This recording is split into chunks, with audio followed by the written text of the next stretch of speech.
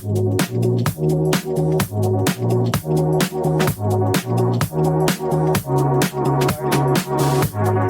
is. Okay. All right. We are back again with episode 2 of our podcast on collectibles.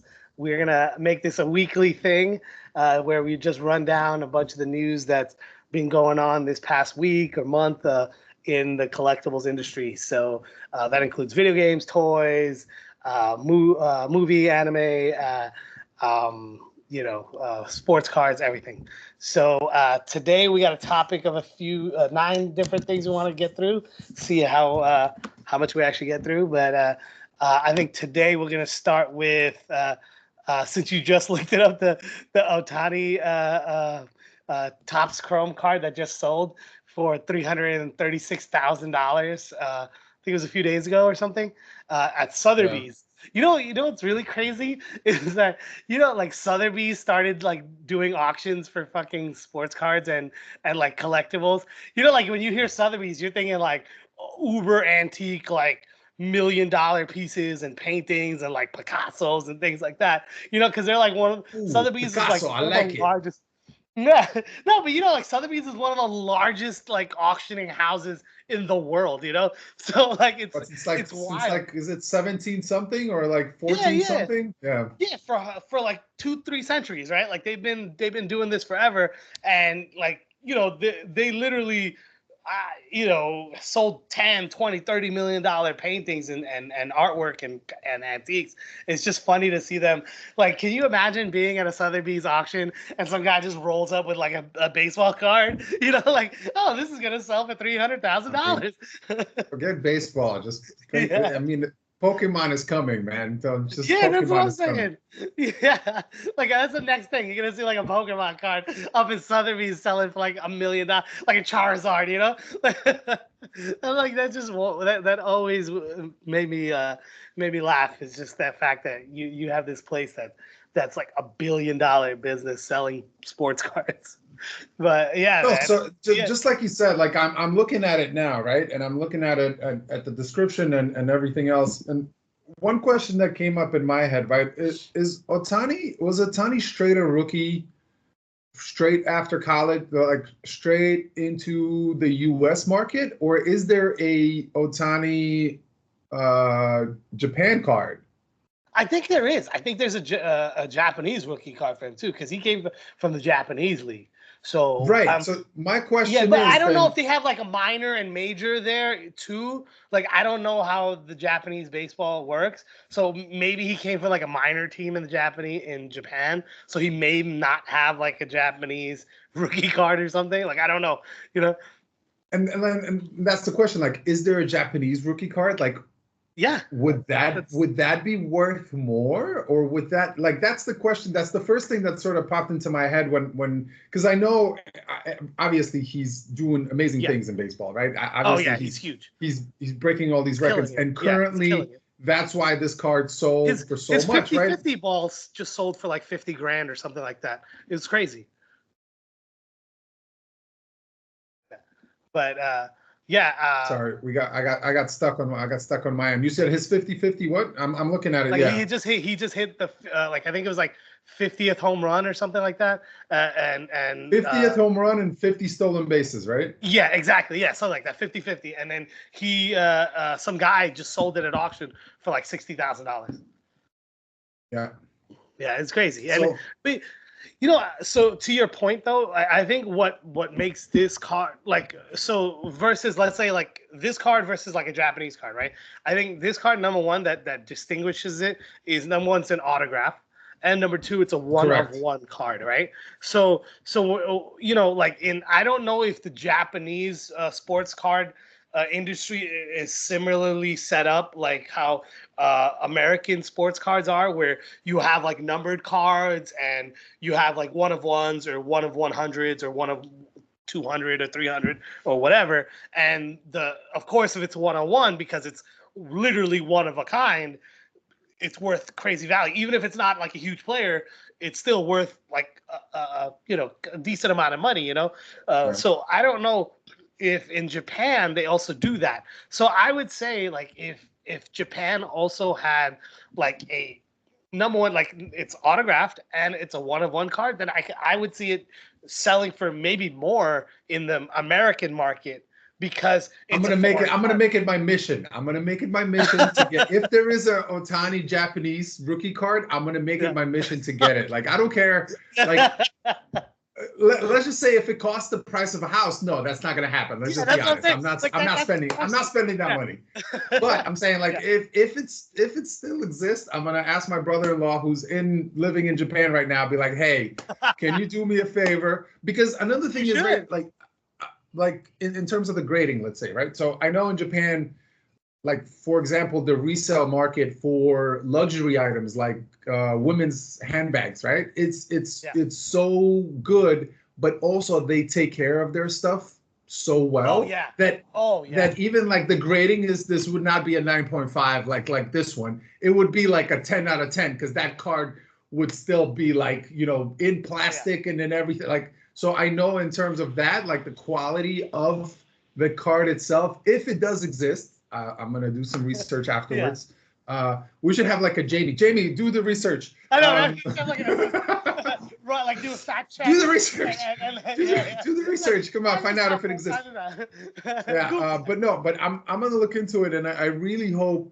Well, I hope it exists, but like if I would be able to get it, I think that'd be something interesting. Even like in this case, even if it's not as valuable, or even if there's not an American style value set to it, but like to have it, you know, just to have like I have his Japanese rookie card. Cool. Like that's like I think that's like that's a little bit of obscurity, right? Like it's a little bit obscure, sort of. But that's also what collecting's about, right? Is like you have this thing that you want to commemorate, or you want a piece of history, right? Because this guy's doing big things, you know. So like it'd be really cool, and it's maybe a less expensive way to get into collecting his rookie card, right? Because obviously his current rookie cards in the American market are all skyrocketing because of how much hype there's around him, right? Same thing with like Victor Wembanyama, right? Like there's so much hype around him that all of his cards are skyrocketing through the roof.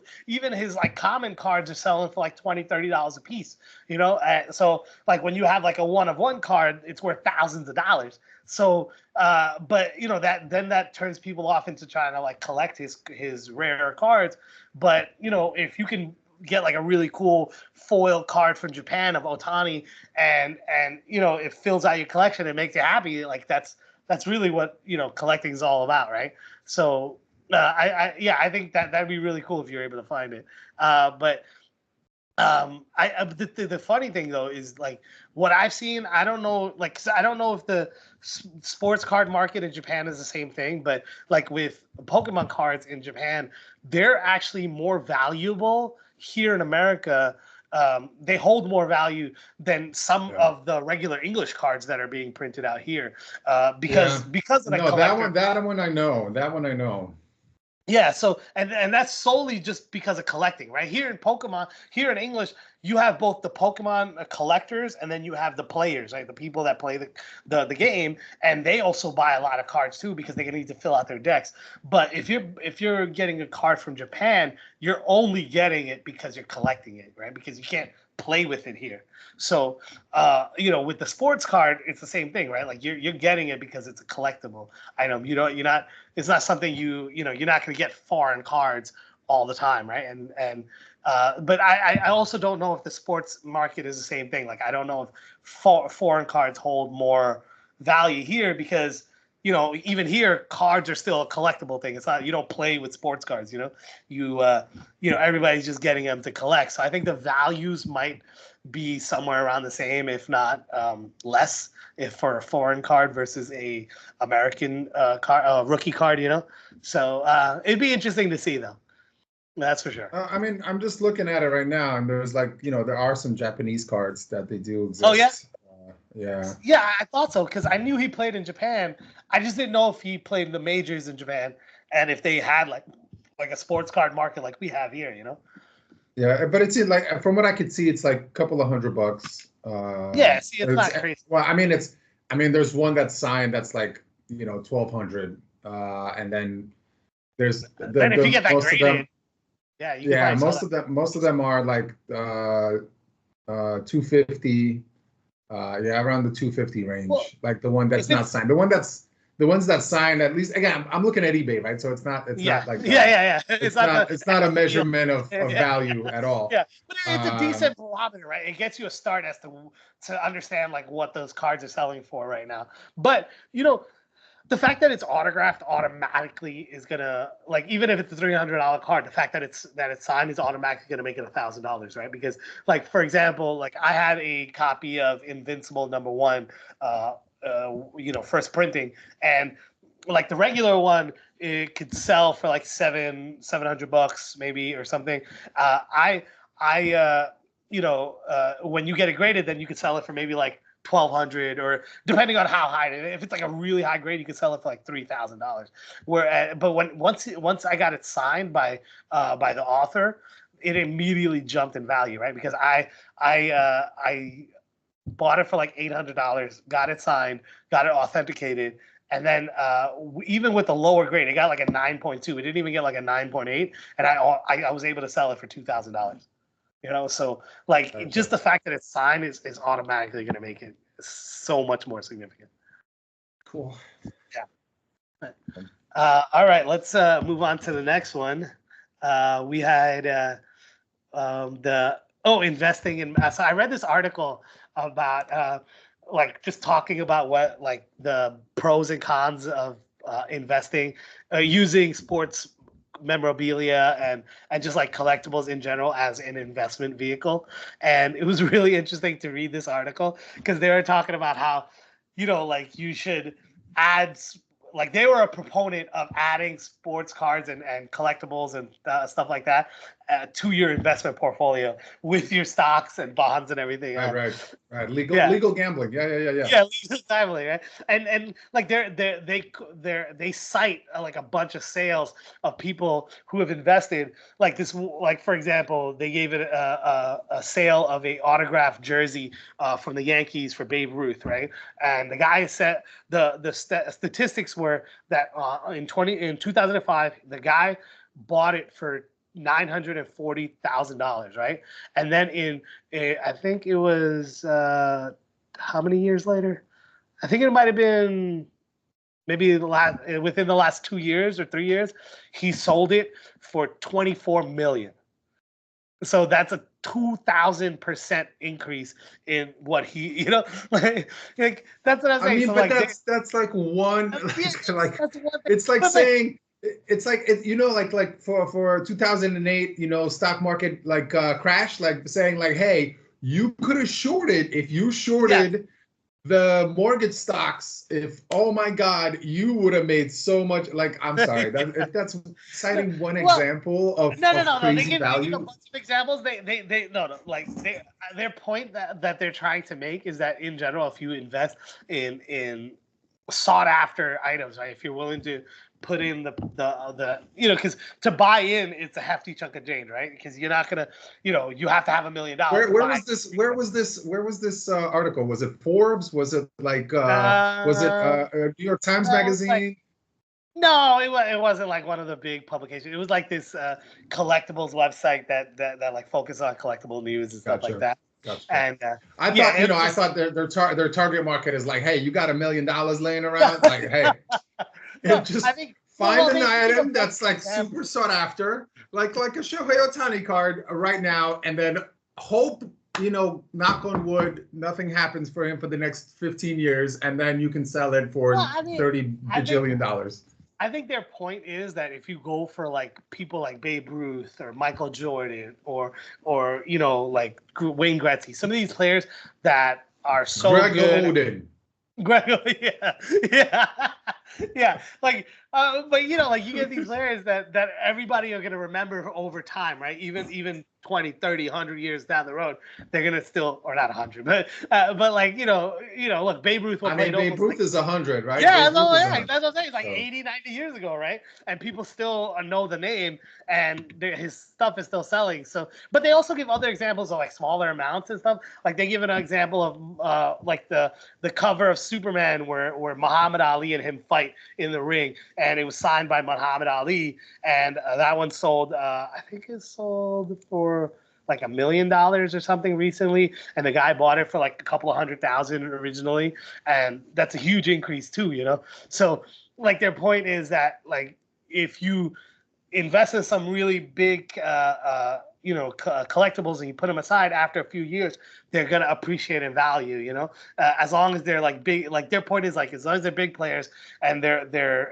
limited in the fact that like it's an autograph, right? So that's one of a kind. That's a one of a kind item because it was autographed to that one person, right? So right.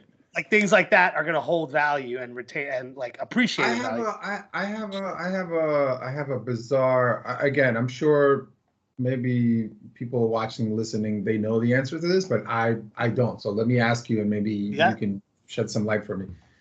Do you pay taxes on the difference? Oh yeah, yeah. Well, so you pay taxes on the gains if you sell them. So right. it's like any it's like capital gains on anything you do, right? Right, so, right. Yeah. So if like this guy, he paid a ridiculous amount of taxes because he made almost $24 million on that deal. Right. So that's okay. I understand. Okay, just because I wasn't sure. I was like, is this like a outside the tax code? No, you definitely pay tax.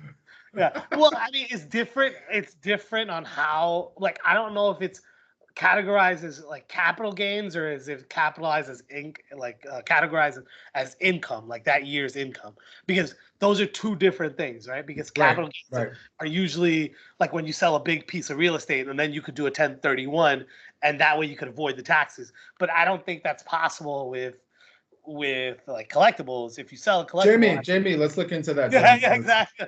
Yeah, Jamie, look that up, bro. Look that up.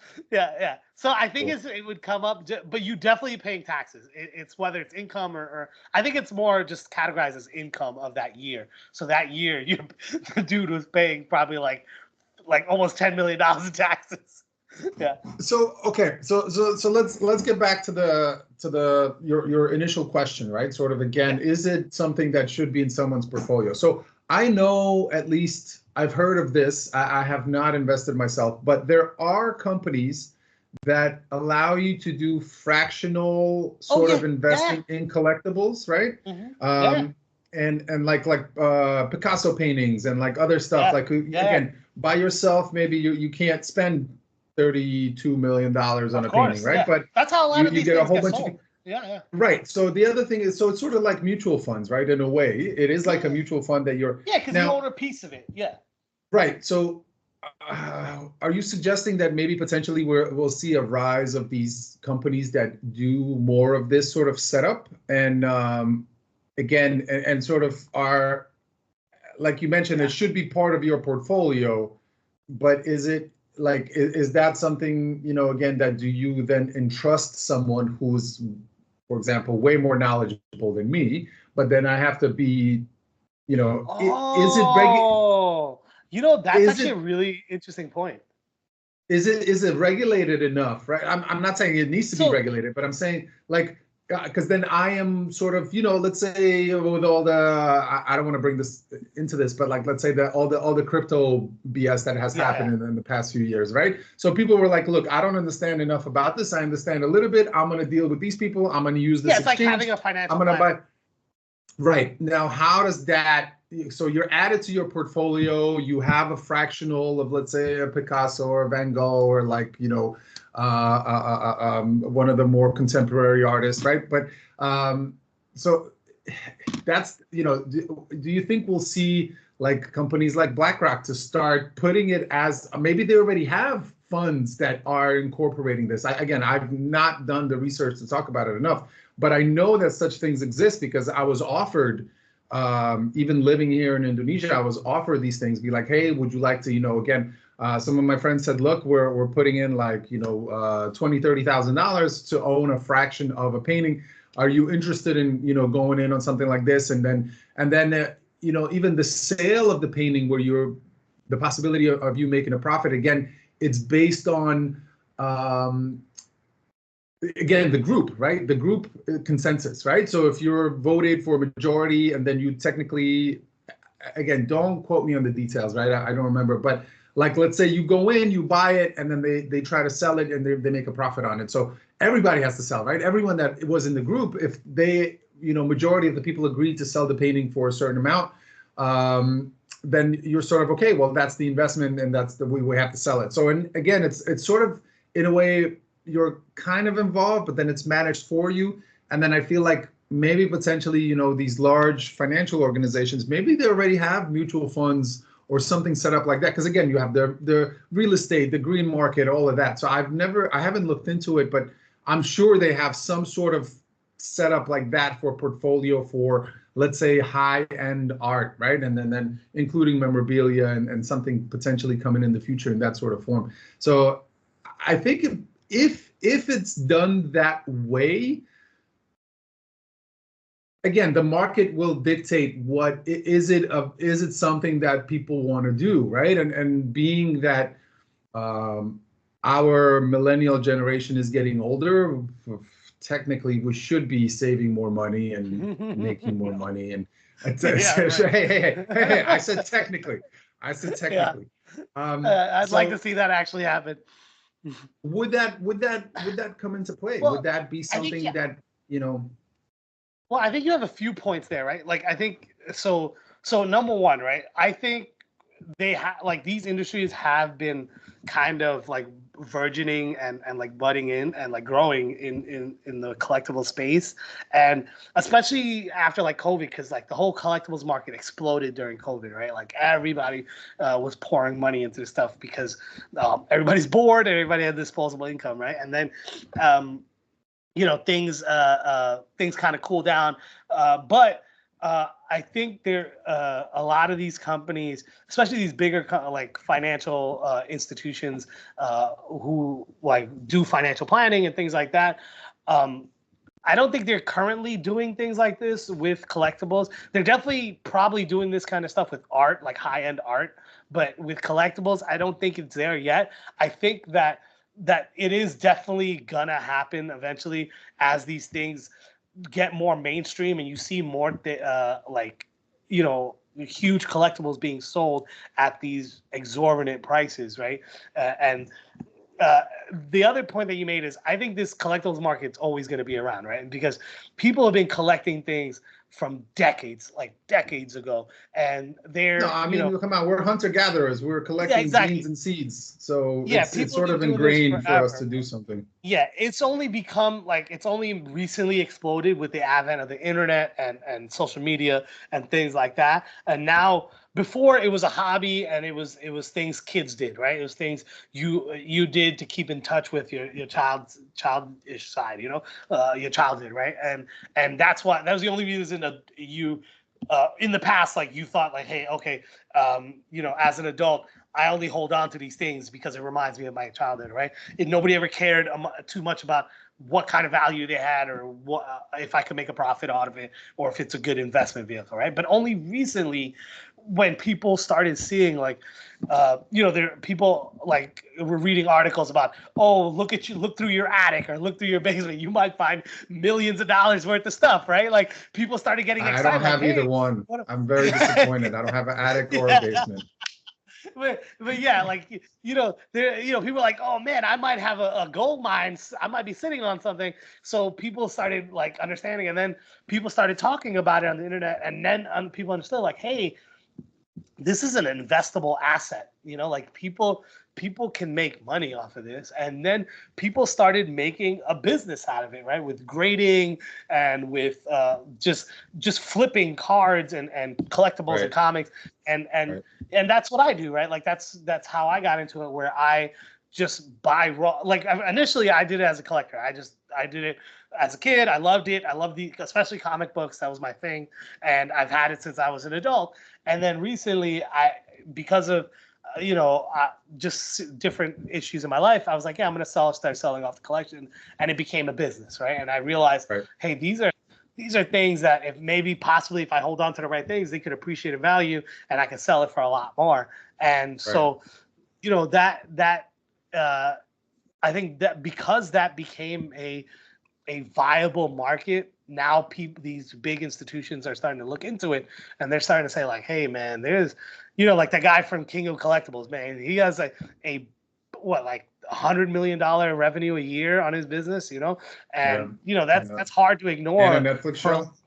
Yeah, and a Netflix, like that's for Goldman and Sachs or something like that. That's impossible for you to ignore that, right? Because now you understand that like this is $1 billion market. Like I need, they're gonna want to get into it. Like you said, even Sotheby's is now, Yeah, they're exactly. trying to take a piece of the pie. They wanna get paid on, their commission on selling the items. So yeah, because like Sotheby's is not gonna sell a $200-$300 graded card, right? They're only gonna get into sports cards because they understand that sports cards sell for 6, 7, 8 figures now. Like that, like that's why they're like, hey, we need to start putting these into our auctions. Same thing with Goldman and Sachs. Like even with art, before nobody ever thought of like fractional owning of artwork or the fact that a financial planner could invest into art for you to build your portfolio. You know what I'm saying? Like that wasn't a thing up until maybe the last like 10, 20 years. And then like same thing with sports cards. I don't think it's done now, but I think eventually down the road, it definitely will be, because people are starting to see like obviously then I agree with your point. Again, it's going to be something that it's an investable asset, especially if people are suggesting something already. And like I mentioned, that just the things that I know in terms of art, I'm sure there's going to be, it still seems it's sort of like, like sports betting. It's a high risk investment. No, it is. Yeah. It's just like the stock market. You're gambling on whether you think this company is going to do well and their share price is going to go up, right? And then that you hope that whoa. We can't be using this word gambling with investing, sir. This is not. We're investing and gambling, two different things. Yeah, but I mean, I'm not telling anybody that they should use collectibles as like an investment vehicle to like for retirement or anything. But I'm saying what I agree with this article in the fact that if you do like these things like sports cards and memorabilia and autographs and things like that, especially if you're able to acquire whether it's you get the signature or you pay like $100,000 for an item or something, that might be a possibly good investment because down the road it could be worth a lot of money. Whether you sell it or not, that's up to you. But potentially it could be. It can, especially if you're looking at like profit margins. That profit could margin be right. Let's stress could be right. Just like anything else could. Yes. I'm not saying it will be. I'm saying, but it could. But that's with anything. Even when you buy your house, right? Like when you buy real estate, you don't know whether that house is going to retain its value because it could potentially. Listen, don't you ruin my dreams. Don't you dare! It will increase in value. Yes, it will. For me. It will. I promise. You're gonna be worth $1 million. But like it's the hope that it will increase in value. But I just think I don't think it's something that everybody should dismiss as a joke because I don't think it's a joke. I think there is value in it, and I think as the market grows and more people are spending money like this on items. It's gonna be and I don't think it's like the sole thing you should invest in. I think it should, maybe like of anybody's portfolio, maybe put in like 5% into collectibles. The rest, you got 95% in everything else, like stocks, real estate, whatever. Because every speaking from an investor, speaking from a business entrepreneurial mindset. You should have a diverse portfolio. When you invest in things, you should always be investing in a variety of things because you don't want to be pigeonholed into one thing and then potentially lose all your money because that one thing took a nosedive in the market, whatever it is. Agreed. Yeah. So, yeah, but it was a fun article to read. Yeah, no, I think I agree. Again, it's millennial retirement investing, Yeah. All right, let's move on. Okay, so I don't know if I don't think you play this game, or I don't think if you've ever played the game, but I think it's more about the what Sony did. But have you heard about Horizon Zero Dawn the video game?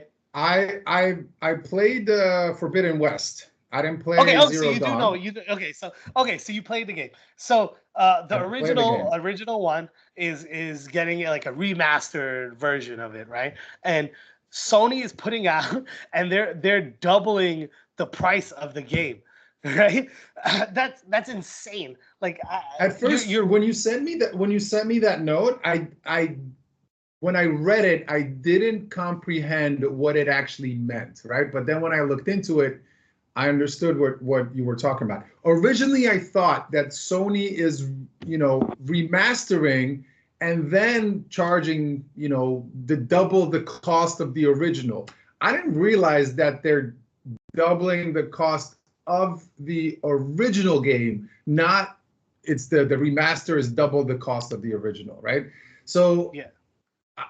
I mean, look, we all know that these large corporations, they're in it for the profit. I don't care how you want to spin it.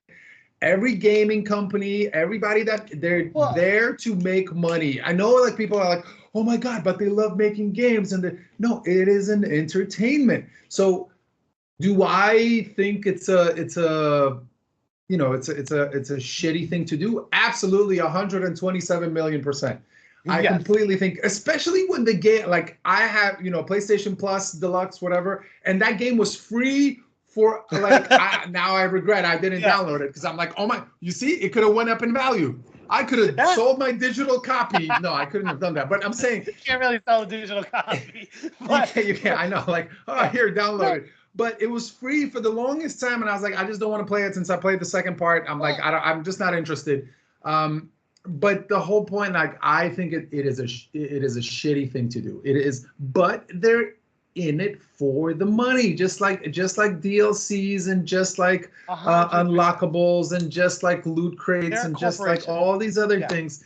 They're in it to make money. Like that's what they do. That's it's like Sony makes the PlayStation. Yeah, but they make TVs and phones and all these other things. Like you don't get upset about that, right? So no, but you know what bothers me the most about it though is it's not even like I understand that they're trying to turn a profit and you do it's a tough game like out there to run a company of that size. So you got to be doing what you got to do, right? But the thing that really irks me is the fact that they're not doubling the price of the remastered version. What they're doubling is the price of the original price because the original they discounted free for like a year. You could have played it for free. And then it went to like $19, right? It was like $19, and that's a reasonable price for an older game, right? Especially that's out of print or whatever. Not out of print, but like it's not really 6-year-old game. Yeah, exactly. 6 years old. That's but now, just by the fact that they have announced that they haven't even released the remaster yet. They're saying they're gonna do a remaster. That now in their marketplace, that now it's doubled in price. It's $39. Okay. Right. What about the value? Do you think that now? Let's think about this. Do you think the hard copy of the game, right? Do you think that? Would that also increase in the resale market now that the digital copy is selling for 40? Or can you still go to the store and buy yourself, the CD copy, and you're playing it? You're paying $20, $16 for a used copy, $7, whatever it is. Or do you think that also has increased? That's my point, right? That's what irks me, right? Is the fact that they did this to make profit, right? But they're actually shooting themselves in the foot, right? Because the hard copy is not increasing in value, right? Because the reason, especially when you're talking about the secondary market for video games, is very different than like regular collectibles, right? The only video games that are like increasing in value after the game has come out are like vintage video games like Atari and NES, and that's because collectors want them, right? But like newer games from like PS4 are not gonna, the disc copies are not gonna go up just because of like hype that's going on in the news. Like they're not like sports cards, right? So like that, it doesn't make sense to me for them to do that, because you're telling your customer base like, okay, I want you to buy this game at double the price, even though in a few months or a year or probably a few months, I'm going to be releasing a newer version of this game that's better, that you only got to pay $10 more for. Like why would anybody do that? Why wouldn't you just Well, wait the 6 months? that's the whole right. That's why Yeah, they're doing it. Right? That's why they're doing it. or if you really wanted to play it now, you could just go to the secondary market, buy a used copy, because especially if you're not getting it as a collector and you're genuinely playing it, you don't care if it's a used or a new copy, right? So you could get a used Yeah, copy like for probably I like have it right now. $15. I have it pulled up. Yeah, it's $10. I could buy it Yeah, ten that's what I'm dollars saying. online right now. Yeah, so like that's Like what irks me about this the move. hard copy of the game. Yeah, like that's what irks me about this move is they're doing this pricing move, hike out of without doing any research on what the market is calling for that game, right?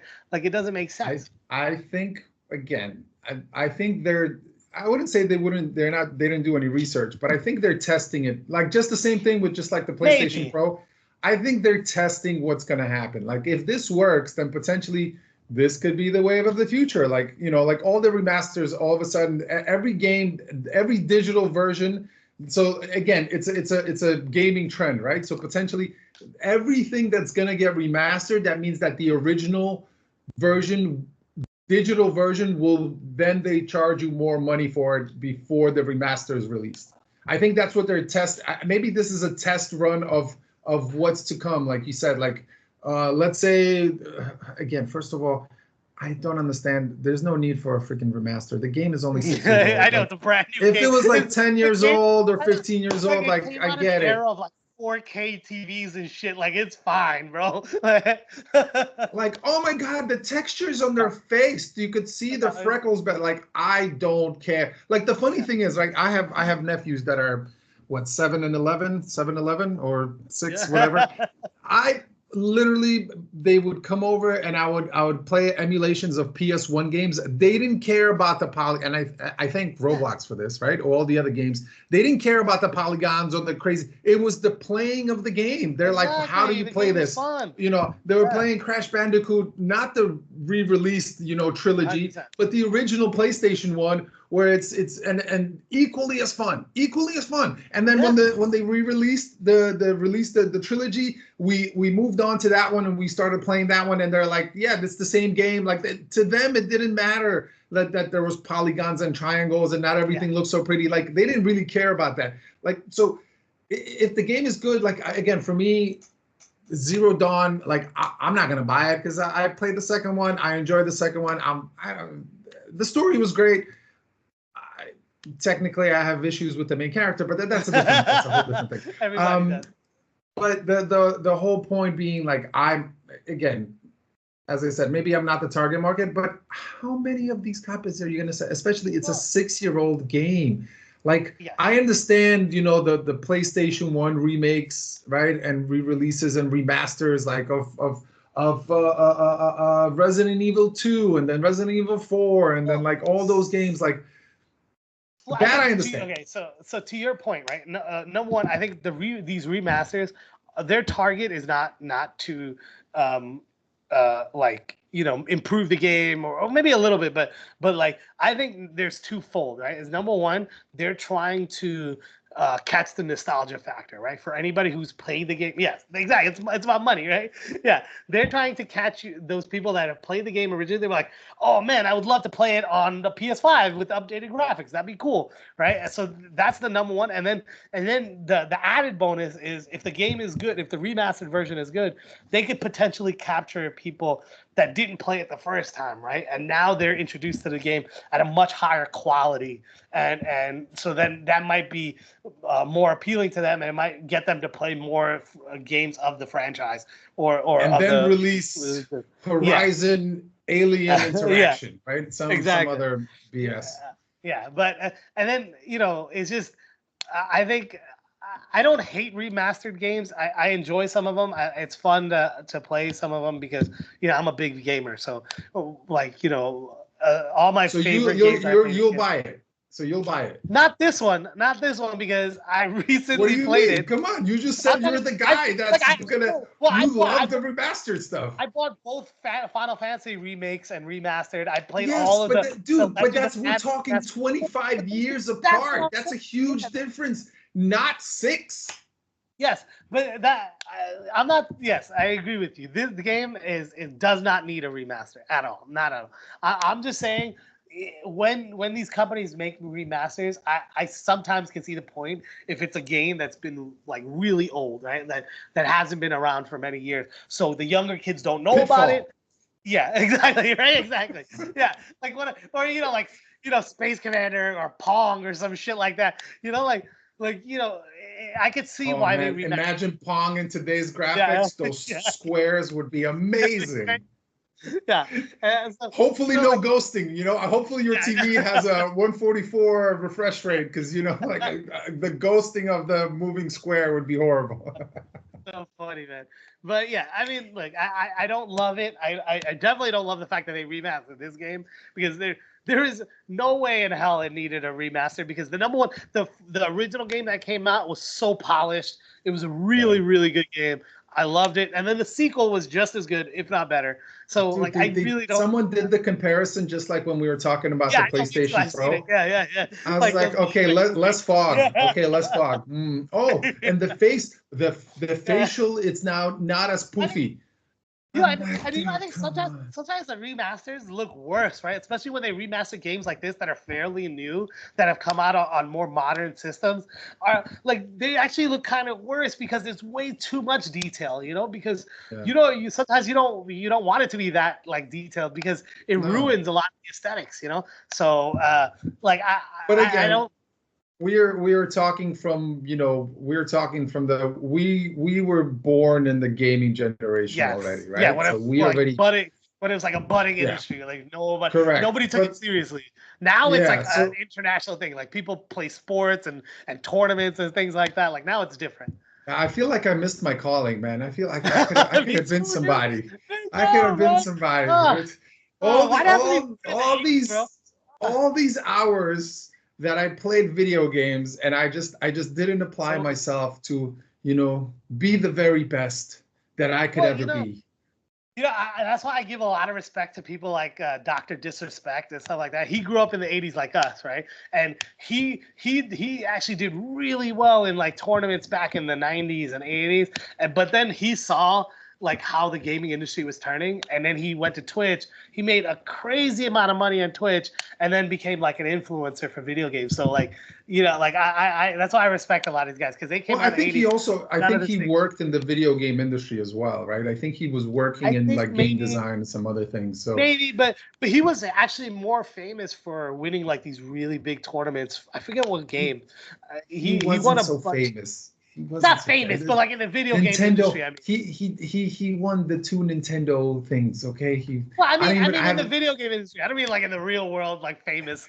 Like I just mean Well, in the now in video the game real world industry. he's famous, but Yeah, he's but now, going yeah, down the now he path is. of Drake and again, let's not get into that. Okay, Yeah. let's not talk But about it. even like some of these younger kids too, like like Ninja or Mr. Beast and some of these other guys, like they were like in the early '90s, like when video games were still getting big. But like, yeah, it's different now. It's a completely different industry, and it's funny because, if I like I would get made fun of so much when I was back in the day when I was a kid about how much video games we would play, and my parents get upset. And now, like, I can't Yeah, imagine telling my parents, "Hey, I make $1 million playing video games all day." Like yeah, I can't imagine yeah. that.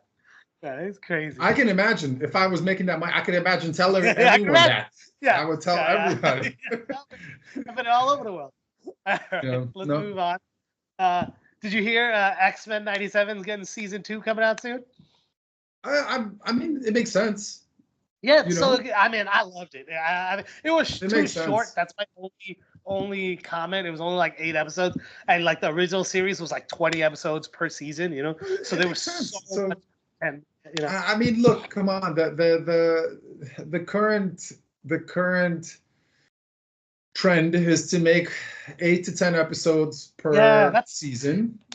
Can I say I do not like that trend now? I really hate it. Like, if you're gonna start doing that, they should make show like individual episodes longer. Like, if you're gonna, especially if it's a 30-minute TV show, and then you're cutting because it's already short, and then you're gonna cut down the season into a fraction of what it was before. So, like, if you want to put What are in you gonna as do much about it? Huh, guy? What are you gonna do about it? Nothing. know, I'm just right? gonna enjoy. I'm still gonna throw my money at it.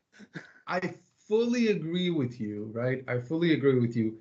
And it sort of touches on another sort of subject that I think there's a lot of debate on is, do you release the whole season at once, or do you do like Yeah, Game of Thrones type of, House of I Dragon don't like thing that when you either. release it one episode every week, right? Yeah, Even though they're all already made, edited, and yeah, prepared, and maybe it's just you're changing some graphic stuff, right?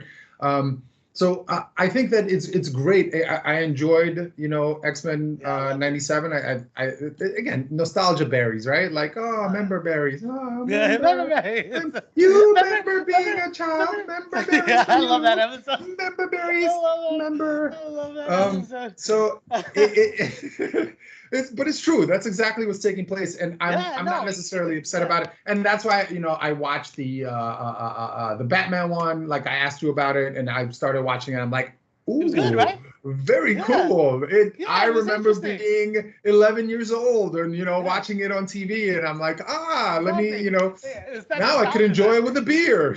Exactly. Just- That's the whole thing. Like I could spark one up and just enjoy it now. Back in the day I couldn't do that.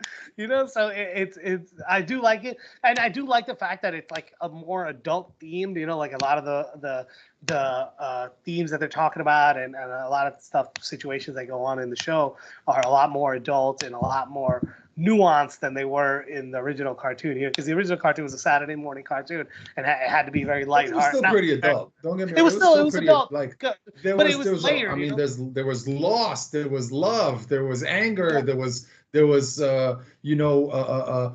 political turmoil, like all the things that you learn there was, about, but I it's also think that that goes with like '90s kind of era cartoons, because or animations, like a lot of these like comic related, like Spider-Man, Batman, Superman, or Justice League. They dealt with more adult topics because they knew that a lot of older people were watching this stuff as well with their kids. So there definitely is that, and I just, really but at 3 p.m. in the afternoon, I don't know, 5 p.m. I don't in think the so. evening. I don't know about Yeah, that. I mean Saturday Who are these mornings are people that were watching it? Who are these people that were watching it with their fine. kids? Because I was watching it by myself. Well, we didn't have parents that were into this stuff, but there were people out there that were. Like we've grown into At parents 5 that p.m., are like, whose parents were at home 5 p.m. watching the Batman, cartoon I with am them? 40 and I'm into this shit now. I am sure there were people that were 40 and into it back then too. So come on, there Their were jobs people out must have been very lenient, to be there. home at 5 p.m. Well, no, this was on at Saturday 3 morning. p.m. No, it Yeah, was yeah. on at Some of like the 11 or some of 12 them in the were. Saturday morning. Some Well, of them were correct. X-Men, Spider-Man, these were all Saturday morning cartoons.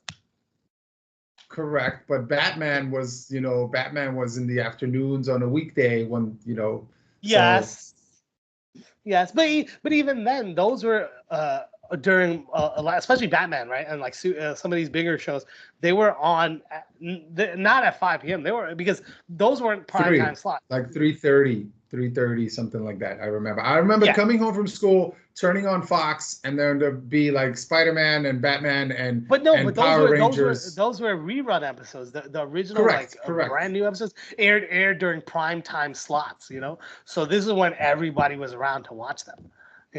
So like Right. I think that Yeah, no, sorry, I was it's playing sports. I had no time. Saturday morning yeah cartoons. It was like yeah it was the ones that were super early, like 7 o'clock. The yeah Dragon Ball Z when it went yeah on, it's like crazy seven, early. Yeah. like 6:30 a.m. Like, what is this? Why am I up? I know, Okay, right? what is Eating this? cereal, getting ready for work. Yeah. Or Yeah, school, I mean. Yeah, yeah. no, I remember. But yeah, I mean, it's nice that they're bringing a lot of the stuff back, so it's fun to see.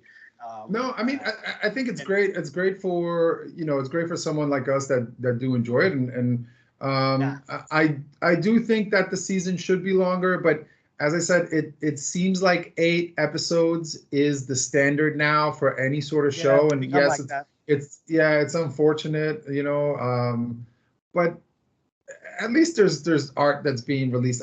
Again, I think And it's a formula that works in the current yeah, industry. and So I yeah. think I think the benefits to having a shorter season is that you don't have to put in a lot of that filler stuff, so you don't lose the attention of your audience, right? Because like especially when it comes to animated TV shows, especially long running TV shows, you have so many episodes that are just filled with nothing, or they elongate scenes Dragon in Ball. episodes. Dragon Ball Yeah, oh Z. my God, right? It's Like like Dragon Ball is the fight notorious for with that. And Goku. Naruto, First fight like, with Goku and Vegeta is like 72 oh my God. episodes, and they're just Exactly. powering up for half an episode. Yeah. You have like 5 minutes of just like a cloud of smoke trying to dissipate, you know? So you know, so I think when you have shorter seasons like that, you're forced to like pack in a lot of story and content. So you don't lose the attention of your audience, and I think that's a good thing, right? So, you know, yeah, but I do prefer it being more of a weekly format than like all thrown all at you at once, because you know when you have and I think there will be a lot of people that will disagree with you because they love to binge watch stuff. Like yes, people love binge but watching. I am of the thing like, again, I can wait. I don't want to, like, sometimes I do. Sometimes like I wait for a show season to finish. Sometimes I wait for a season to finish and then I watch everything. But other times I'm like, I watch one episode every time when it gets released. Like I watch, again, for me, it's a little bit different because like whenever episode, because since I'm in the future, right? I'm in the year 2000. Since I'm technically in the future, so whatever is released in the US, like if something's released on a Monday, for me, it comes out on a Tuesday here because I'm 12 hours ahead, right? So it's a little bit different because, like, for example, you know, you get to watch it, let's say Monday night. For me, it's Monday morning and I'm going to work, right? Yeah. So then for me, it's Tuesday morning. And then I'll get to watch it like Tuesday evening or Tuesday afternoon after work when I return. So, but yeah, so I think I don't mind waiting. Sometimes even if I have a show, like I will not, like I'll binge watch 2 or 3 episodes and be like, okay, I'm going to leave this like as a flavor saver for later. Yeah, but there's not, later, you know, I don't know how many people like that do this. Like, for example, Tanti, my wife, she just, she doesn't want to. She wants to sit and I'm like, come on, let's save it for later. Let's say, like so we have a lot of disagreements. You know? Yeah. She's like, we have a lot of disagreements. No, we need to finish it now. We need to finish it. It's like, oh man. And I was like, what are we gonna watch tomorrow? What are you gonna watch tomorrow? Exactly. That's my point, right? That's my point. Like, if you binge everything in one day, then you have like the rest of the week where you don't got nothing else to watch, and then you're just bored. You gotta find things to occupy your time. You know? No, I mean, like, there's let's be honest. There's a million things to watch, right? Oh, yeah, it's just like, dude, I want to savor that thing. I want my brain to sort of think of the outcomes, speculate what's going to happen on the next episode, you know? Well, the other thing is, like, if you binge watch an entire season, right? Then you have to wait. Like, that's what I hated about Netflix, right? Because they put everything out at once. And then, and especially when it's good, I couldn't help myself but watch everything, right? And then I finished the whole thing in, like, 1 or 2 sittings.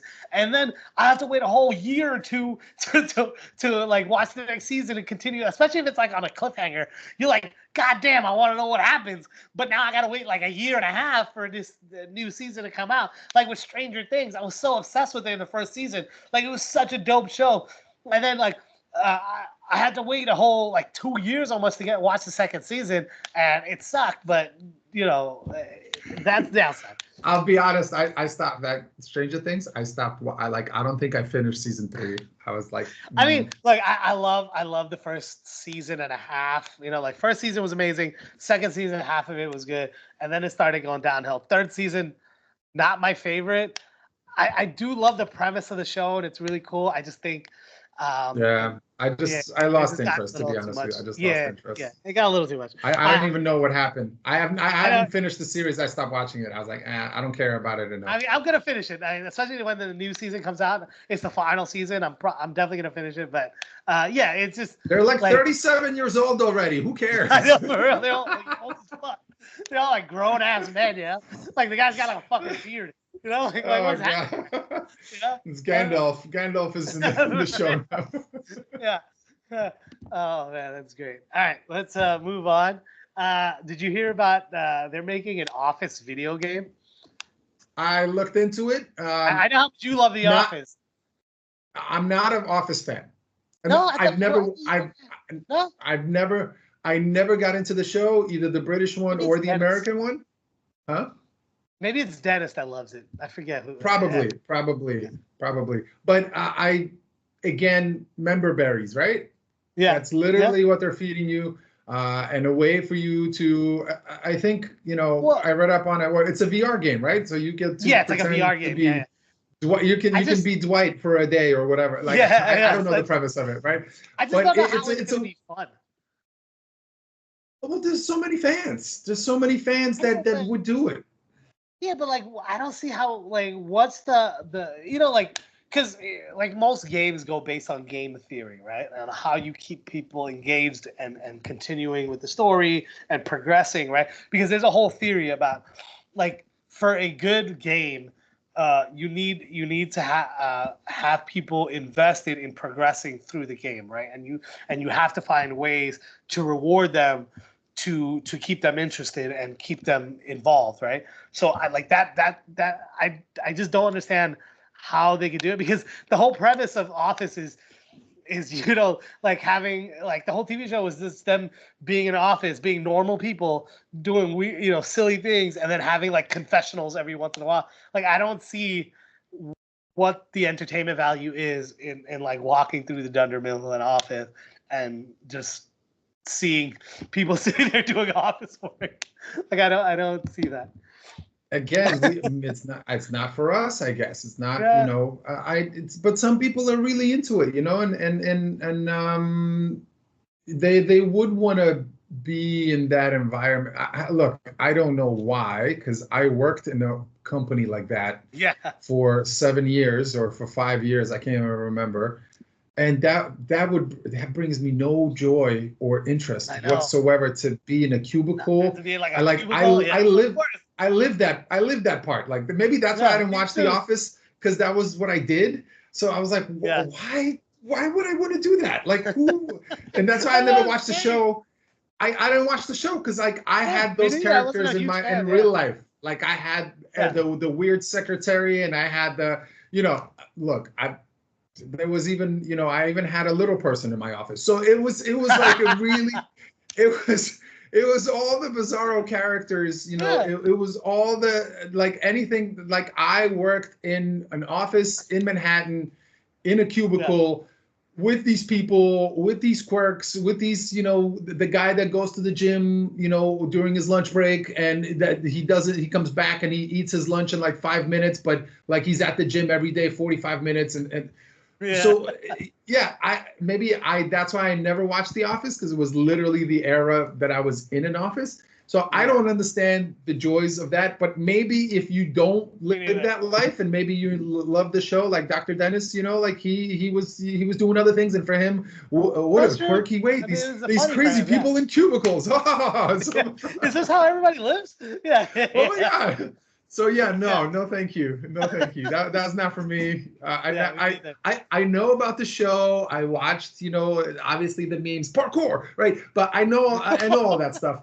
But it wasn't my thing, because I was dealing with these people in real life, and I didn't really get into the show like that. So I applaud them, and I wish the game a success, and for those fans to relive their dreams of being in a Dunder Mifflin environment where they make some sort of bucks. I forgot one of the characters' name. It's not like Shroot Bucks or maybe something like that. I don't remember.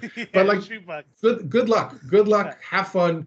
Enjoy doing fake work in a fake environment for fake money, and I hope that brings you joy. I know. If you like it, I guess that's your thing. But I don't see how that game's gonna be fun at all.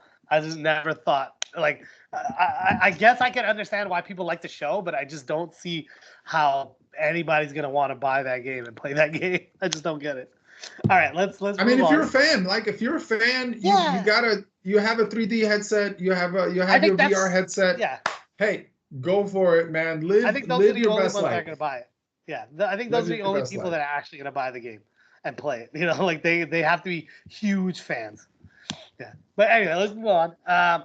So I came across this article where they were talking about how Final Fantasy 14. I forgot where it is. I think it's in California or somewhere. They're doing a big like concert, and the entire concert is based off of Final Fantasy 14 soundtrack. I'm all for that. Yeah, right. So, but you know, it's funny because I've seen other things. Why, like there was this I got like on my Instagram, I got this on my feed. There was this concert going on in the city in Manhattan, in Chinatown, where they were doing like a candlelight piano concert, and every single song was from the Zelda video game soundtrack. All of them, from the very first one to the new one. It's art. It's finally getting It's recognized. awesome. I think it's great. Yeah, they did it with. If you think about it, it happened with Star Wars movies. I think they did the Halo. The Halo video game had its own concert as well, which is great music, great composition. It's just really, really good. Yeah, they recently just the Spider-Verse movies that came out with Miles Morales, the new one that just released.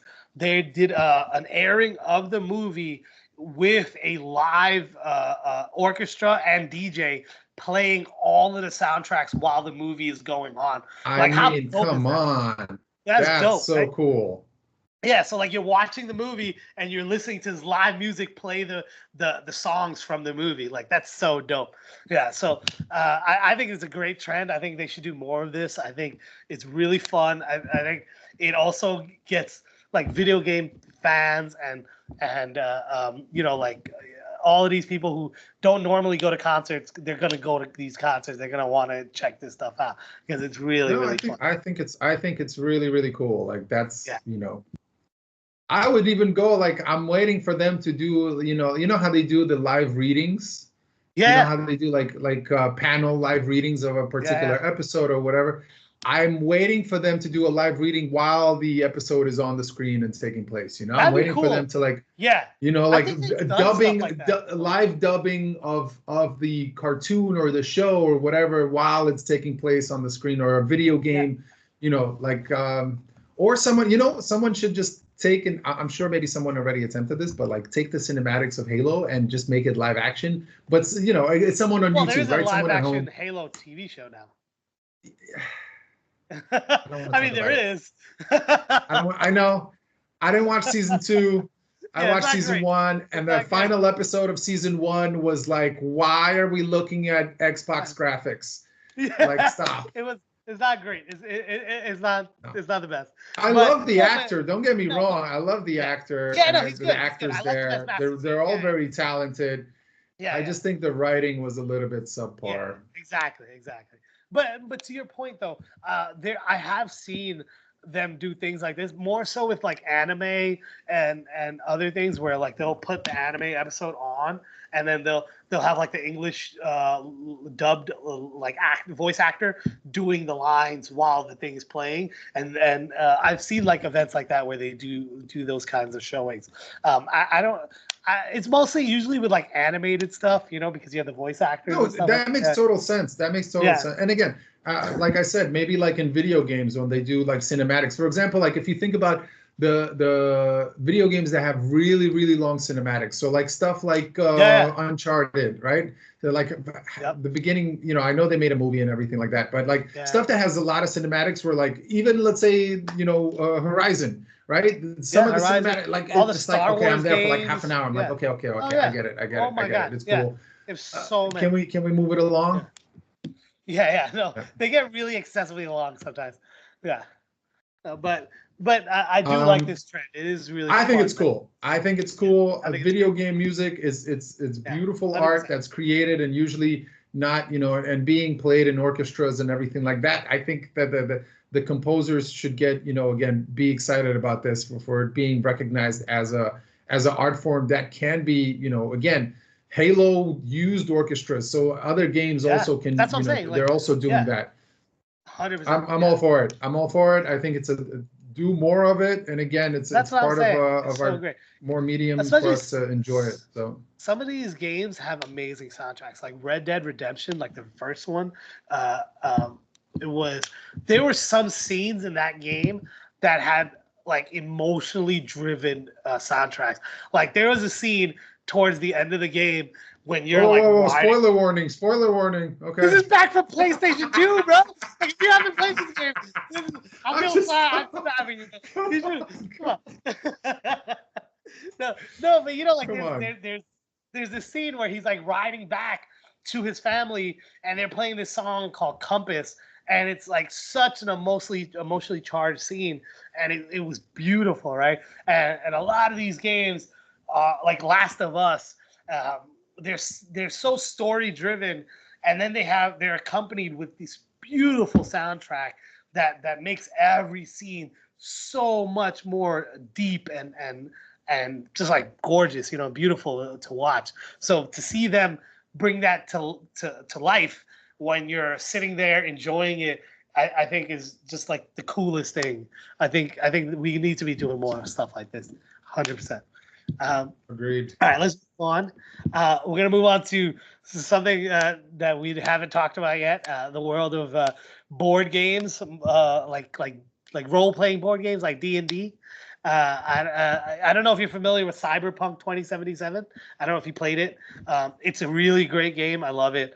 I haven't played it when it first came out. Again, I didn't play it when it first came out, but I watched. I don't know. It could have been Dr. Disrespect or someone else. Like I watched them play through the whole story, you know, and everything like that. Yeah. And when all the glitches were still taking place, right? I know it was bad. Like I wouldn't. Yeah. I hated it in the beginning because it was so buggy and stuff. But like I played it more recently, like not like in the last year, but it was fairly recently. Maybe like 2 years ago. But I do enjoy the universe. Like anything cyberpunk for me, I enjoy it. I watch the movies. I watch the series on Netflix. So yeah, I watched someone do a review of the board game, right? Yeah.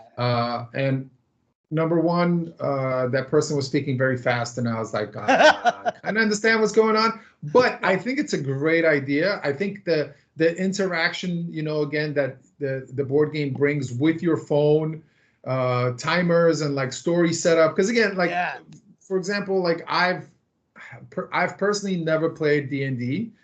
The reason being that I didn't have friends that were involved in that that world. So then for some, like, you know, I didn't know. Well, I also think I enjoyed board games. But like someone needs to tell the story and like the characters. Yeah. But now you can put it your phone. Your phone is like, you know, has presets. You click it, and then also it gives the ability for the manufacturers of the game, and also a CD Projekt Red or whoever is like designing, they can insert new sort of storylines that they can rewrite and potentially again, it's another sales technique, right? But you pay $1 and you download like 25 scenarios or something, you know, and you have it, and then you play it, and then it reads it times it like all that. So I think it's super cool. Would I buy it? I would not buy it because I don't have enough friends that would play it with me. You got to be into. But if let's say if I was in New York and me and you were meeting up like in person, then I think one of us would definitely buy the game. Yeah, I think that'd be cool to play. So I think because we're '90s kids, I don't think we really got into D&D because like that it was really big in the 80s and like late 70s, early 80s, right? Because video games were very, very new, and you at that time you only had things like Atari and they had very low graphical things, and you had the only like real role-playing games that they had back then were like text-based adventures or like these first-person kind of dungeon crawlers. Choose your own adventure. Go to page 27. Yeah, exactly. Like back then. So like board games were huge back then because a lot of these things were imagination-driven, right? Like imagination-driven, right? So like it was big on that. But when we were kids, the games were a lot more developed. So a lot of these amazing stories and really interactive games were being marketed during our time, so we wanted to play those games more than anything else, right? So I think that's why personally that's why I didn't really. I do like role playing. I'm obsessed with role playing games. Like I play all kinds of role playing games. I just never really been exposed to D&D because just like you said, none of my friends were into it at the time, right? Like I mean, you were one of my closest friends back in 9th grade. Like none of us played it, right? None of our friends played it. So, I think I knew one person who played Magic the Gathering. Like Exactly. in our entire school, I knew one person. Same here. Like I knew maybe a I think his handful name of was people. Steven. I think Yeah. his name was Steven. That's all I Yeah. remember. And but I play Magic the Gathering. Like I play, I play the online version of the game now. Like I don't collect the cards. Yeah. That was another thing. Like I was not buying the cards, but Yeah. I think it's a very cool concept. I think Yes. it's And I think really cool that they're gonna, I'm glad it raised money and people obviously there's a huge interest. And I think that the way that it's set up, I think that if you're really into, playing board games, and if you already like the video game, maybe potentially that could draw again the video game 100%. crowd into board games, and then they will explore other offerings from board games that they may enjoy. But I think that the connection of now the technology of having your phone and being able to someone to narrate for you or give you the timer, or like this interaction, because now it becomes more connective. Like potentially, like maybe you can play it like this. Like maybe you have, like, obviously you need two people to have the board No, game, you right? can. No, you could play online. You could play people remotely. Like there's websites where I can get 10 people together from everybody from different countries and different parts of the world, all playing one campaign of D&D in like a 5-hour sitting or whatever. Like there's websites for you, and you could do it entirely free.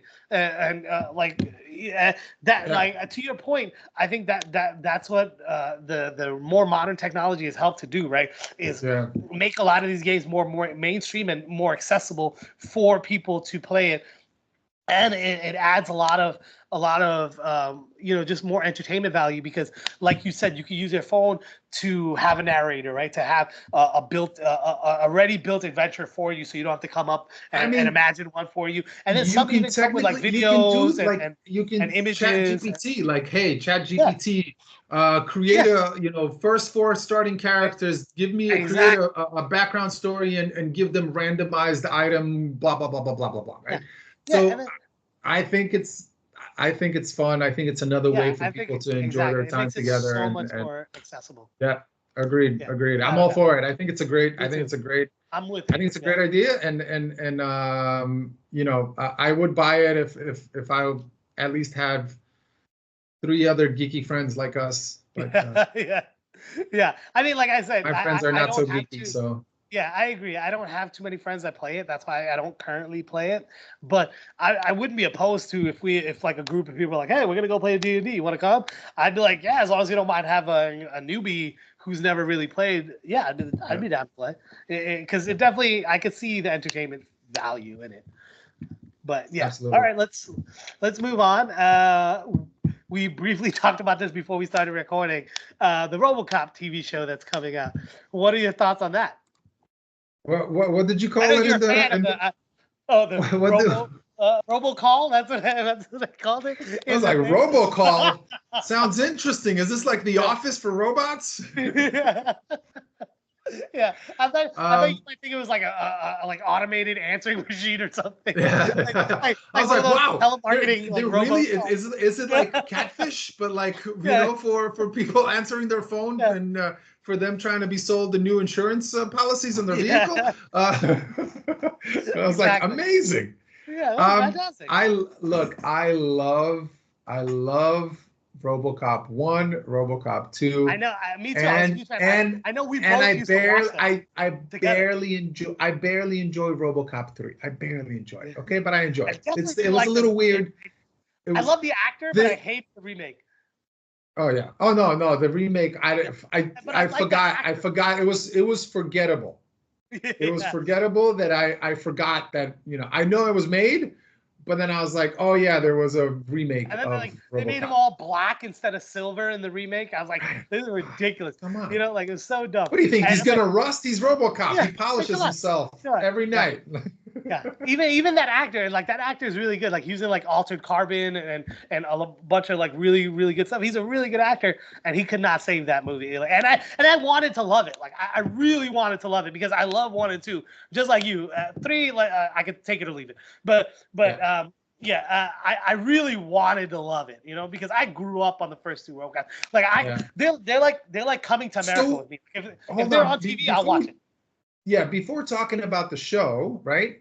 Did you play the RoboCop game that was released recently? That sort of is in the universe of the first two movies. Okay, I have played it. I don't like it. Okay. It's not. Yeah, it's not a good game. It's not like the gameplay is not great. Like it just the story is not nuanced. I mean, it's really just it's not a good game. Yeah. So it's just it's a money grab. Okay. So I wouldn't play it. So now let's think about this. Let's think about this remake of RoboCop, right? So number one, I know nothing about it. Is it an anime? Is it a live action? Is it live action? Is it taking place now or is it taking place in the past? Well, the original game takes place in like 2046 or something like that, doesn't it? The original movies. It's supposed to be in the future. Yeah. They're supposed to be future, but it's like retro future. So is it retro future or future? Because I remember that. Well, I don't think it's like Terminator, right? Terminator was like, oh, this is all going to happen in 2024 or 2023, and that was 2026. Hold on, exactly. I have to. We don't have a Jamie, so I need to Google this right Jamie, now. get on the job. Yeah, I think it was like 2046 when like the RoboCop, the first movie is supposed to take place or something like that. But you're looking it up right now? Yes. Yeah. It doesn't say in this article. I mean, it does say 2044. 2043 to 2044. I knew it was around that time. Yeah. So but now it's going to be 2064, 2074. No, I think. So the next topic we're going to talk about is Terminator Zero. So I'm not going to mention anything, but I think it's going to be kind of like that, where they're not going to change the time where it's supposed to take place. They're going to still keep it 2044, even if it was like 2026, like in the Terminator thing. They're still going to keep it 2026. It's just going to be like an alternate like timeline or future. They have iPads. Yeah, exactly. Yeah. So like I think it's still supposed to. I could be wrong, but I think they're gonna stay true to the first three movies, and not the remake. Yeah, I hope too. Fingers crossed. But I mean, I think it'll be interesting to see. But the reality is, right? Lately, maybe because I'm so disconnected from traditional TV stuff and I don't live in the United States. So, but I think like police dramas have been on sort of, I shouldn't say that. I do watch Slow Horses. So, I don't disagree with you. But I feel like police dramas have been slowly, sort of. I agree. Not becoming so popular for some reason. For some reason, the hospital dramas are still very popular because people get sick all the time. I guess. I think the police stuff is not as popular. Well, I think that's because I think a lot of the stuff that's been going on with like the political unrest and stuff like that, and how you don't say. Yeah, right. I think that affected how. You mean people don't enjoy police officers slamming suspects' faces into a car without reading them their rights? Or outright murdering them, like in front of witnesses, like I mean, I think that's a big contributing factor to people losing interest in watching these things because they couldn't justify, paying into a system that they hate, right? So. I think that and I think the medical dramas stay relevant because, I think it's everybody has these fears and these things about disease and injury, and it's interesting to see people getting their lives. Hold on. So there was a live action TV series in 1994. Yeah, it did not do well. Okay, so I wonder why do they think it's going to do well now? Well, I mean, who? Okay, again, I get it. Member berries, feed us the berries. You know, we will love it. But then how many people are actually, you know, as interested in this, you know, I think they're RoboCop trying, stuff? like, I think it's just like you said, member berries thing. They're just trying to capture a nostalgia, and they're hoping that. I think it's twofold. Number one, they're banking on that they're gonna make enough money just on the people that loved growing up with RoboCop, and then their hope is that they'll capture a whole new subset of new, you know, fans because they're younger and they were never exposed to RoboCop, so it might be fun for them to see this new version of RoboCop that's more modern and So has better it's an graphics. Amazon production, right? It's an Yeah, it's an Amazon Amazon production. production, and it's gonna you know, I think compared to how the movie was, the special effects and stuff, you know, well, for us, it's different, right? We love those special effects from the 80s and 90s, right? Because we grew up on them. It was really fun for us to watch. You I think think they will try to mimic that no. I think style? they're no. I think they're gonna go full CGI, and I think because they want to capture because they already know that they're gonna have us solely because it's RoboCop, right? We're gonna watch it. They're gonna use like the new CGI, new special effects for new millennials and Gen Z because they want to capture that audience, you know. You know, it's granted they're not going to do it, but I would hope that they would use more practical effects than the CGI stuff. I know it's I would hope CGI too. much cheaper and mean, easier and faster and everything, but I think especially when it'd you're just be doing at these so much scales. cooler. Well, it's a lot easier to blow up a building in CGI than it is to build No, a no, no. model Don't get me building and wrong. blow I'm it not talking. up. Yeah. So I get why they do that. I think my age is showing, huh? My age is showing.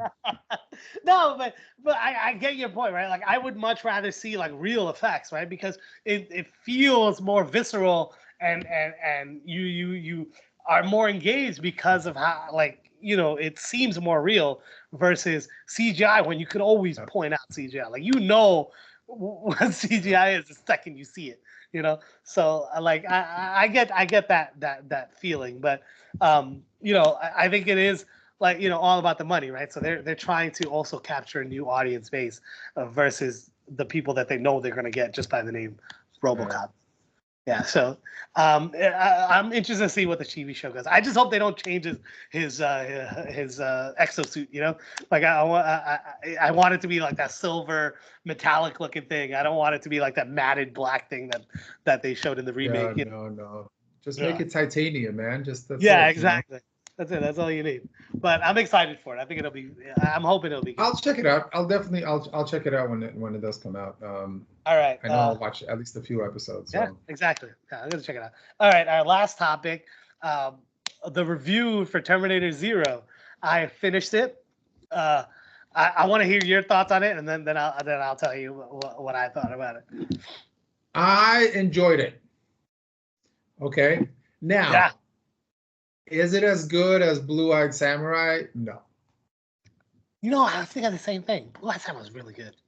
It's very Blue-Eyed Samurai. It's very. Not granted. I watched. I haven't finished it yet. I have 2 more episodes left. Well, but I think in terms of, again, we're comparing 2 different. You know, again, it's a completely different thing, right?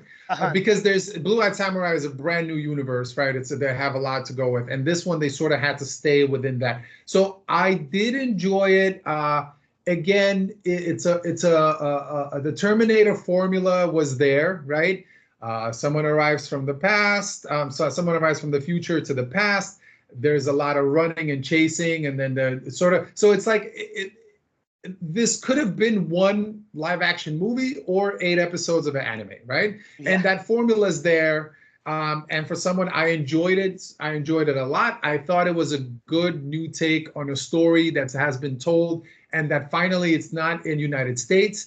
And I don't know if you were, but I was definitely surprised. Like, I did not predict the ending.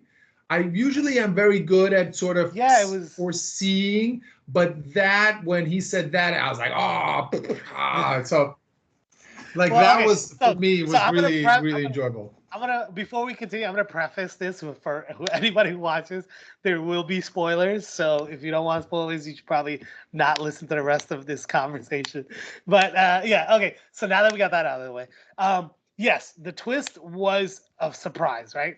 I was, I didn't figure it out till just like that, like the episode before, probably before the reveal, right? Like when they told you that he was from the future, right? That he came back. Like I did not get it, and like just before, I was like, oh man, that made it really cool, right? And but you know what is different is that like if you look at if So you again, watch, there's two sort of things that that yeah, happen. well, so like. Yeah, My whole thing though is like if you watch the original Terminator movies, their take on time travel is different than the take on time travel on this anime, right? Is correct, correct. if because they Actually, well yes, because in time. yes, okay, hold on. Yes and no. It's not really explained like Well, it I'm is talking about here. Terminator 1 and 2. They changed the whole time travel thing in the later in Terminator 3 and after that, right? Because in Terminator 1 and 2, the way they described it is time is It static, stays the right? same. Yeah, Yeah, it stays the same. yeah, Like that's why yeah. when Reese went back, he closed that circle to make him the father of John Car. Correct, correct. Yeah. So but in this one, like before when the chick goes back in time, she is told right then and there, just by the fact that you go into time, this timeline is no longer you're never gonna be able to come back here. Like when you time travel, you immediately go into a different timeline. Like you will not Correct. be a part of this timeline anymore. Like sort of Right? multiverse thing, Yeah. multiverse thing, like Yeah. So Loki yes, time exactly. variant thing. Yeah, exactly. It's a multiverse. And so it was really interesting to see that. And then to, the really crazy thing is that this woman from this alternate timeline goes into this other timeline and becomes the mother for the main character. Like that threw me too. Like I Yeah, wasn't ready yeah, for that. When you find out yeah. that That's what she's I'm. his mother, Yeah, and she's from an alternate timeline, like that was a really interesting thing, right? because technically he changed when he traveled. Like so, he's from her future, right? From Yeah, an he's from her alternate future. timeline, and he's Exactly, like it's from. really crazy. I Yeah. was like, as I said, there's two things happening. Well, now there's So a this third is timeline, right? this Yeah. is happening, and then this happens. Yeah. Right? So Hold yeah, on, let me yeah. see. So it goes like this is her, this is him, then they go. So she goes back, he goes back further. So then he's changing it, and then this just as I said, all like my neurons were firing. I was like, oh my god, oh my god. Yeah. Like if you're not like sci-fi savvy or understand the basic concepts of science and all this stuff, it's gonna be really confusing, for you to understand what's going on. Tansi was watching it with me, and I was like, I'm tired of explaining. I was like, I need to watch this by myself. I can't. Yeah. You're ruining the show for me. Not ruining, but you're making it more challenging for me to watch it. I think that's because of like the way the story was outlined for this show. I think that it made it really close to like Blue-Eyed Samurai in like my favorite of animes on Netflix right now. Because no, it's been really good. It was really good, but again, I think Blue-Eyed Samurai is more superior. I'm sorry. Oh yeah, no, it is without a doubt. But even Blue-Eyed Samurai had a lot of like twists that were really interesting in there, right? Like like the fact that you find out that. Wait, I didn't finish it. Oh, yeah, I didn't finish it. Okay. I didn't finish it. I think I have like 3 episodes left. Don't. Otherwise, I'll have to reach in and snatch your soul. Yeah. I have to mention spoilers again anyway, so I won't say anything. Yeah. But yeah. No. Please don't. I have 2 more episodes left. I'm probably after this. I'm gonna go. Make my breakfast and finish watching it. So. Yeah, it's worth it. It's really good.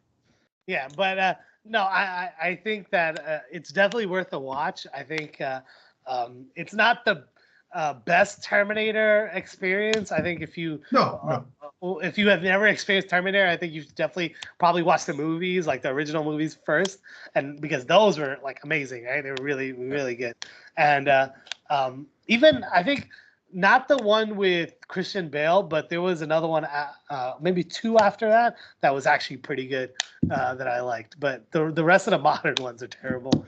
There's like 6 of them now. Yeah. But, I mean, again, yeah. when I had COVID, I watched all of them. So Yeah. I did like a whole marathon Yeah, me too. I watched all of them. Terminator movies, and then I watched the first one, and then I watched Genesis to see how close they copied the beginning. Yeah. Oh, it was so cool. It was so cool. Bill Paxton with the freaking punk mo. Oh, it was so great. Did you? What about the TV show? Did you ever watch the TV show? No. No. Yeah, it was not good. It was not good. And then they had the whole. They were trying to get the whole young crowd by adding this like cute, attractive. I mean, she's not a teenager, but she was playing like a high schooler. You know, she was the chick from Firefly. She played. Yeah. I know. I never watched it because I was like, that character's Firefly for me. I don't want to ruin it with the Terminator. Yeah. She was the chick from Firefly, and that's all it was. She's a great actress. I think she was amazing in Firefly, and I think she's really good. I thought the show just was terrible, and I think they were just reaching for the whole like, you know, sexy woman. Let's get these teenagers drooling over her, so they watch this show. You mean Terminator 3? You mean like Terminator 3 with the red leather outfit? What? Yeah. That too. That's what I'm saying. There weren't too many good Terminators after part 2. They're all just like cash grabs and like trying to get the lowest common denominator, you know. But this again, as I said, what I liked about this one is that it's not in United States, right? Yes. So it's another point of view. It's in a sort of if you think about it. You know, Japan is always considered more of like a robotic enthusiast country, even now, right? They're way more into, 100%. You know, not talking to real people. So that it's like vending machines and shit, like, so you don't have to interact with anybody. Listen, I've interacted with many Japanese while living here in Indonesia, and it's a culturally very different. And you know, again, people, you know, when I be like, yeah, you know, people, let's have a scenario. I was teaching them English, right? So let's have a scenario, and you know, let's pretend we're at the gym, and they'll be like, people talk to each other at the gym, strangers. I was like, oh God.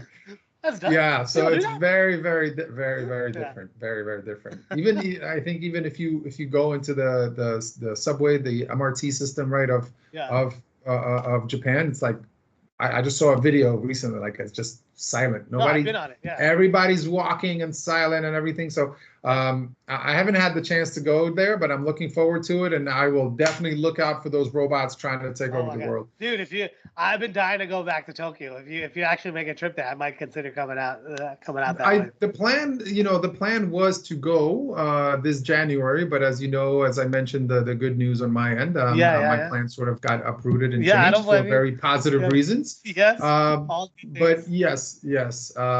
So it's something that I do want to go and travel, but maybe I will do like if I do go, it probably would have to be like a winter trip, because I do want to explore snowboarding there if possible. That would be something cool. That's really cool to do. Yeah. All right. Awesome, dude. Those are all the topics for today.